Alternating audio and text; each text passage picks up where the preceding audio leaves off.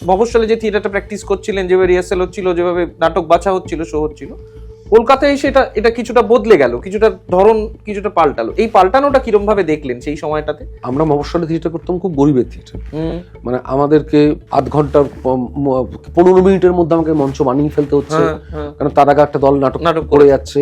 তাহলে কম্পিটিশন মঞ্চ করার আমার অভিজ্ঞতার কারণে আমি কলকাতা থিয়েটারে এসে দেখলাম যে আরে এটা তো ল্যাভিশলি কাজ করা যায়, অনেকটা সময় পাওয়া যাচ্ছে, অনেক কিছু টাকা পয়সা আছে। কিন্তু আবার এটাও বুঝতে পারছিলাম যে কন্টেন্টের জায়গা থেকে বাংলা থিয়েটারের ওই সময়টা যদি আমরা দেখি, তো কন্টেন্টটা আবার সে অর্থে খুব একটা স্ট্রং কন্টেন্ট হচ্ছে না। তার কারণ তখন মানে ফিক্সড একটা রাজনৈতিক দলের দীর্ঘদিনের পথ চলা হয়ে গেছে, এবং পাওয়ার কোরাপস, অ্যাবসলিউট পাওয়ার কোরাপস, অ্যাবসলিউটলির যে জায়গাটা থাকে সেটা আস্তে আস্তে এই করাপশনটা আমরা চোখের সামনে দেখতে পাচ্ছি।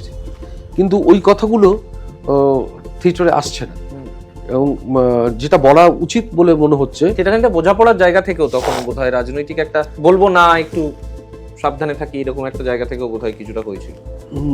বলবো না মানে ব্যাপারটা হচ্ছে যে যেহেতু বেশিরভাগ থিয়েটার দল বামপন্থী, মানে ডানপন্থী থিয়েটার দল তো ছিল না, সবাই বামপন্থী থিয়েটার দল, তো ওই চোখের মণির মতো রক্ষা করার যে ব্যাপারটা ছিল, তো সেই জায়গায় তখন তো বলাটা যেত না।